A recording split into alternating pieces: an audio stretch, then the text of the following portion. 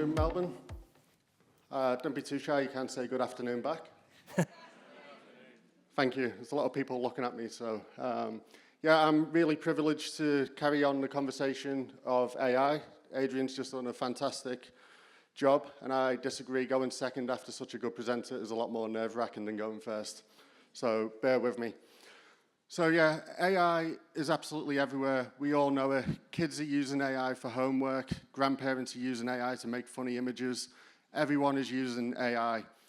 And nothing summed it up more to me than just a few weeks ago with my wife at home, who hopefully she doesn't watch this recording, but she is the least technical person I know. She claims to be the same age as me, 22, but if you've seen her use a laptop, you'd probably disagree. But one thing she can do really well is shop online. And when she does, we do have quite a fairly balanced relationship. So when she goes shopping online, my job is to hand over the credit card. And a few weeks ago, a washing machine turned up, and I thought I'll do the manly thing, get in the good books, connect the washing machine up, until she told me off because I forgot about the Wi-Fi because it's AI-powered washing machine. And I was in a bit of a spin afterwards, but apparently that's what it does. But nothing summed it up more to me, though, when we're all involved in technology, and then we've got people who, like my wife, for example, is a typical consumer. She's involved in, influenced by AI. She bought the washing machine because it was AI-powered. And that's where everyone is now, and that's how your consumers are. So when they're coming to you for self-service, they've likely already been on ChatGPT or elsewhere and tried to find the answer, and they're coming to your organization as the last line of defense to get through to it. And as all good speakers do, I didn't just rely on the information we have in this report. I went away and did some of research myself. And I didn't want to go on ChatGPT or Claude or use an AI tool to search about AI. So I used the tool that you guys may remember. It's quite an old tool. It's called Google. And it came up with 30 billion results for AI. And we've done quite a lot of flying this last few weeks with James's Roadshow, but I didn't have time to read it all. So I dived in and had a look at self-service AI, how many people are Googling self-service AI, and even then, it's over 100 million. So you can see it's highly developed. Everyone's talking about AI. Everyone wants to self-serve using AI. Everyone is AI obsessed. But as Adrian said, AI has been around for a long time. It's been cool the last few years, but it's been around for a lot long. And it was actually an AI self-service bot that we've all probably used and all probably fondly remember. This guy. And that's actually the best image I could find of Clippy. But he was an early example of an AI assistant. His intentions were right, but he interrupted, he came up with the wrong information, he just constantly got in the way.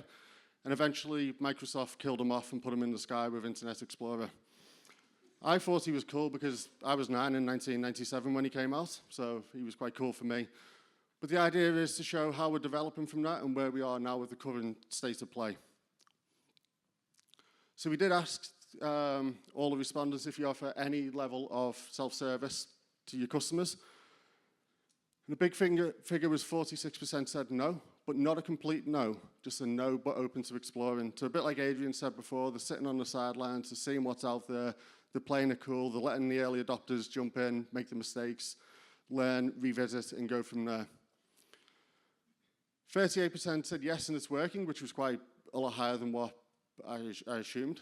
Good solid figure. And then a big figure that stood out for me on this one was the 14% saying yes, but it's not getting the expected results. They're not getting the ROI. They're not getting what they thought. They've been shown the flashy demo, shown that it works, and then you jump in and it doesn't actually respond or act how they thought. And then just a couple of percent who not interested or not able to. So if that's any of you guys, now's a good time for a quick coffee. It'll be nice and quiet.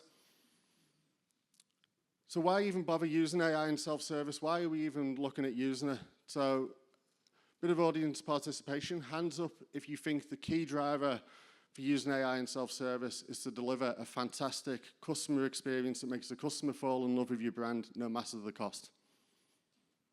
No, exactly. Hands up if you think it is purely cost-driven, operational, reduced costs. There we go. We have a switched on audience. 36% reducing operational costs and 31% deflecting simple inquiries. repetitive queries, those type of simple ones. So I'm not against cost-driven investments. Like, I run a business, you don't just invest in things just to get the flashy tool. You want to save money, you want to do that. But you've got to be doing it for the right intentions as well. And when we asked the audience about the customer, how they fit into the subject, so we're paying for all this money, we're investing, we're trying to reduce costs, but what about the actual customer? What about the person getting in touch with your brand?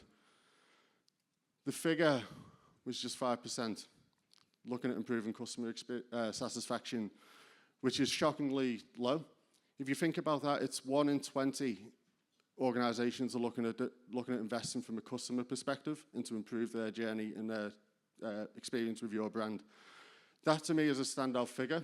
Most organizations probably don't even have 20 competitors. If you're selling a service that is not a hard service, a utility service, an insurance service, and you're not thinking of helping your customer, that is a good way of standing out. It doesn't have to be the most expensive one, but it can be a way of getting a customer in the room and getting them on side for self-service. So with that in mind, we'll have a look at what we're actually delivering so we know why we're doing it and what we're trying to achieve. And it'll be no surprise here, some of the results. So increased deflection, answering those simple questions, operational efficiency. All the standard ones, cost is only a couple of % different from what the actual the driver was. So we know why people are getting, or what we're delivering with it, sorry. But one of the big things that stood out for me was on this one was the increased hours of operation. So that is a key one where people can open the business longer, handle inquiries afterwards, handle simple repetitive queries. People can get in touch with your organization out of hours, not take away human time. They can really self-serve, pay accounts, pay other things, check accounts, set up payment inquiries, etc. But then where are people actually getting in touch? Like, we know why they're getting in touch. We know what we're able to deliver to a degree. But where are they actually getting in touch with? So the most popular forms of self-service are the ones that you'd be no surprise: online portal, web chat. They're popular. They've been there for years.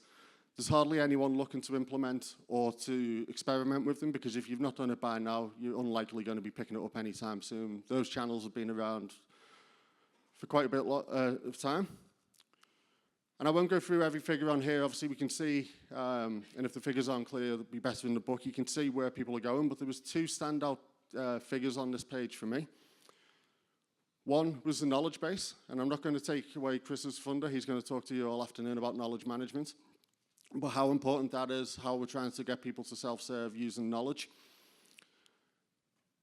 And SMS, 30% looking to implement in 2026. So there's 500 people in this room. I doubt anyone has got an identical phone with AppWise compared to someone else on the table next to you. But everyone has the phone and the SMS. And that's a channel that's looking to grow with self-service, with 30% picking it up in 2026. This slide is where we have AI involved. So this slide is probably my favorite slide on the whole, or my chapter at least. It shows you on the purple dots the figures that we've seen before, so we can see where the channels are, and then the orange dot will show you where AI is assisting within that channel. So again, you'll see the most popular channels being online portal, web chat, healthy channels. Web chat's probably the most healthiest in terms of its overall coverage and where AI is assisting within there as well. So again, it's built on those good foundations. People know, trust how to use web chat. They go into your website, they want to use the web chat before picking up the phone. The phone is coming later. But we can see on here where we're looking at the other channels. So this slide for me, without going into granular detail on every single channel, it shows you where the channels are mature and how the foundations are, and then where the gap for AI is. So where we've got the percentage points where we can bring and develop and move AI within those channels. But with all that in mind, so we know all the drivers, where people are coming, where we've got AI assisting, what are we actually able to deliver? So when we asked the question, 85% was for basic transactions. So we've got all this investment, all the vendors are running around with the flashiest demos you've ever seen. And all we're basically doing is a fancy FAQ page. Yeah, here's your account balance, here's this, here's our opening hours, here's where you return this, this is our policy. James has been a big fan of gifts this year, and this one sums it up. This is where we're sort of at. We're just seeing what we can do and taking baby steps. So in this report, not one single respondent said that AI is delivering complex end-to-end solutions. So no one's let it wild. People have running plenty of pilots. I've had that conversation the last few weeks, internal pilots. But public-facing and letting people run with it is not happening. So with that in mind, if we can't handle everything, and we're only basically taking away the simple transactional FAQ type of questions, what about the human? As Adrian said, you'd be led to believe that all the humans are being sacked off and there's bots sitting around doing all the work, but the humans are still sitting there in the loop and they're waiting for the inquiry. So if you think about it, the customer's gone on your website, they've followed your path, they've gone down all the channels that you've given them options to, they've tried to self-serve, they've gone through the problem, they've given the account number, they've given the I'm a platinum member or whatever status, and then the first thing a human is saying when the call's transferred off is, can you repeat that for me? Just think about that. It goes back to that 5% before, where people are not delivering, we're frustrating people, because it was 77% need to get more information, basically. So the handoff is not there. We're asking people to follow your rules, the path that you've put in, and then at the end of it, we're making it more difficult for them than what it should have been in the first place. There was 13% who came, said they could do it with little information, which is pretty good. But how do we do that? How do we continuously improve that? How do we come back next year and make sure that 77% is not quite so high? So we've spoke with a lot of organizations, and a bit like Adrian said, you go away, you go on another vendor's website, you look at AI and you go, oh, cool, it can do this, it can do that. But how does it actually fit in? How do we make it so that the AI can pick up the right information, pick it up when it speaks to an agent? You've got to look at how it's integrated. Having it stand alone, just running away by itself, is not going to work. There's a lot more in the actual chapter, but the key ones that I picked out was CRM, obviously knowing the customer, knowing the account details, knowing their purchase history, knowing why they may even be getting in touch. The knowledge base, again, I'm not going to steal Chris's thunder with that, but it's a growing need. Like, you can't just give the AI no knowledge and hope it answers the complex query. And the telephony, so where they've come in, what the journey's been like, where they've already had a look at. Those figures need to improve for us to be able to service customers and reduce the 77% down. So the future, I personally don't know what it looks like, but we did ask the question. So no surprise here. Hopefully the colors stand out, purple and blue, where they're using it. So web chat, online portal, again, stand out. People are looking to put more and more into it. People are looking to develop those channels. There's a couple of key channels that stood out for me on this one. SMS was a key one. So we've seen before that 30% of respondents are looking to implement SMS as a self-service channel, but a very minimal amount are actually looking to implement AI within it. So it wasn't 0%, but it's that small of a percent that the color doesn't even come on the chart. That may change. Obviously, we've got RCS coming into Australia later this year, which is going to be a lot more intuitive messaging. It's big in Europe at the moment. When it gets picked up down here, I can see that being a big channel for people to self-serve, buttons, rich text, key flows, etc. And it will be a trusted channel for people to know your brand. People can't impersonate it. And then the other one, voice bot. People are getting more and more comfortable with voice bots calling in. Funnily enough, I was in the barbers this morning and they had just implemented a voice bot for people booking appointments. But it's really coming on. We're seeing more and more use cases for it. A few years ago, people were quite concerned about how the voice sounded, a bit robotic, a bit slow, a bit pause. The biggest selling point I always give to people is you don't have to choose my accent. So with that in mind, who are we and how can we help? So we are Kaizen. The meaning behind the word Kaizen is the Japanese philosophy of continuously improving. And as you'll see today, and from what Adrian said before, with an AI journey, it's exactly that. It's a journey. It's not a one-stop, implement, go away, and do it. We work across 4 key pillars. We've implemented 60 contact centers in this region. We've got quite a few customers in the room today who I'm sure would vouch for the work that we do. and I will buy them a beer afterwards if they do. But yeah, scan the QR code, they're all the rage. AI is everywhere. People are out there selling AI tools to all sorts, and if you're not careful, someone will sell you an AI-powered washing machine. So my key findings for this chapter: the concept has been embraced. We're working through the execution. We're doing baby steps. We're working out where to go. It's definitely not like Clippy. We're going to live a lot longer than that guy. I believe the foundations are largely in place. There's obviously data concerns.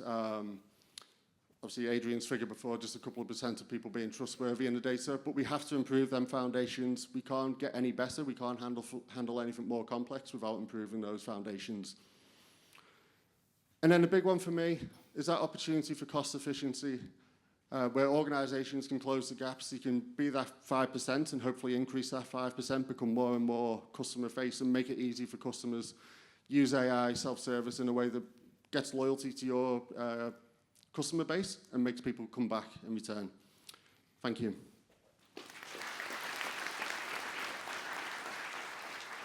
Thanks, Daniel. Great haircut, by the way, too. You do look 22. Plenty of audience questions. This one's a little bit of a statement. I am working on my 5 to 10 year contact centre strategy. With the quick advancements in AI, should I be planning a career change instead? Maybe a 5 to 10 minute strategy might be better. May change this afternoon. Depends what the job is, I guess. I don't know. Don't want to put anyone out of work. But it's an interesting philosophy because a lot of people have it. How far in advance can we plan at the moment? And I maybe ask you to hold that thought because Morris will talk at the end around what you were forecasting this time last year versus what you were forecasting at the same time 12 months on. Next question. AI is not very environmentally friendly. How can we use AI without increasing our carbon footprint? Not sure you're an expert in that area. But I was going to say, you don't want to know my job before work doing this. So, I'm not too sure, to be honest. Probably not my expert area. It's probably a bigger conversation within your organisation of the overall organisational plan for carbon footprint, etc. And it also speaks to the point that AI is not as cheap as it was as well. Everyone thought it's only going to reduce costs, but it's becoming more expensive to operate. Trav asks, there is a cohort of customers that has started using AI to represent them as a customer, the agentic customer. Do you think organisations need to consider what their strategy is as more customers are using AI agents acting on behalf of humans? Yeah, it is a bit of a challenge one. I think it was Jeremy last week in Perth who said about in the US there was a use case where someone had developed an AI tool to bombard the local council over a parking fine. And like put in 1,000 calls a day, and how do you manage your schedule for that sense? So I think everyone's using AI now, aren't they? In the past, where if it was like, I need to write a letter to someone, you've got to go away and do it yourself. Now people are just quick prompt. Probably getting more and more people who think, oh, it's easy to backlash and put in complaints, etc. Yep. And we'll finish with this question from Kelly. It's a little bit long, but it's a great question. If a lot of business models have been created for previous generations, to survive the expectations of Gen Alpha, in brackets forecast to be the cohort with the highest generational worth, and they have a different interaction expectations with regards to self-service, digital, and needing immediate service, what should we be doing now with AI to cater for these future spenders and customers when it matters? Yeah, that's a really good question, isn't it? I think, obviously, people's expectations have changed. Setting your brand up to be available for that next level of or cohort of people coming through. Everyone's expecting a lot more now. People like Gen Alpha are obviously a lot more demanding, a lot quicker, want service the way they do. They're not going to call up, press 5 for this, press 2 for this, and then wait for 40 minutes. So it's really, again, looking back at that 5% and going, okay, well, how can we actually build our brand to be customer facing and make customers want to work with us, and build in their mind that cohort coming through. Throw one more at you. Which social media app do you see gaining traction in AU? Oh, I don't know, there's quite a few, isn't it? And I'm definitely not 22, so I'm only on a couple of them. We see a lot of Facebook Messenger in AU in terms of people getting in touch with brands that way. WhatsApp not as big, but it's a lot bigger in Europe and Asia, etc. So Australia is a little bit different, and that's why I think the RCS channel, in terms of being on everyone's phone, being compatible with whatever device you're on, cross-network, cross-device, etc., is going to be a big standout one. Great. Ladies and gentlemen, please thank Daniel from Kaizen.